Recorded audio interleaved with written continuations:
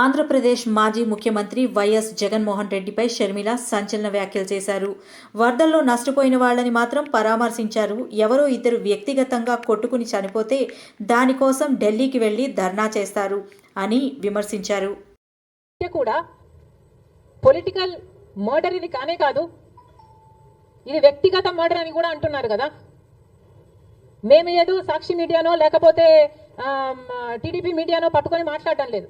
మా ఎంక్వైరీలు మేము చేసుకొని న్యూట్రల్ మీడియాతో లోకల్గా మేము మాట్లాడిన తర్వాత మేము వచ్చిన కన్క్లూషన్ ఏమిటి అంటే ఇది వ్యక్తిగత మర్డర్.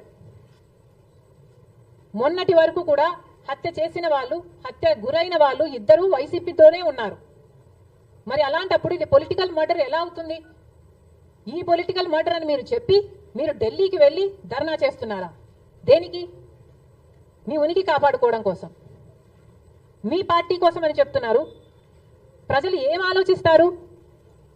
ఈరోజు వరదలు వస్తున్నాయి మన రాష్ట్రంలో, వారిని వెళ్ళి పరామర్శించాలని మీకు అనిపించలేదు. కానీ వ్యక్తిగత మర్డర్లో మీ పార్టీకి సంబంధించిన ఇద్దరు కొట్టుకొని చచ్చిపోతే ఈరోజు మీరు ఢిల్లీకి వెళ్ళి ధర్నా చేస్తారా? ప్రజల కోసం మీరు ఎందుకు నిలబడలేదు? మీ పార్టీ వాళ్ళు ఓటేస్తే మీరు గెలిచారా? మీ పార్టీ వాళ్ళ కోసమే మీరు ముఖ్యమంత్రి అయ్యారా? 5 సంవత్సరాలుగా మీరు ప్రజల కోసం పనిచేయలేదు, కానీ ఈరోజు ఢిల్లీకి వెళ్ళి ధర్నా చేస్తారట. సిగ్గుండాలి కదా.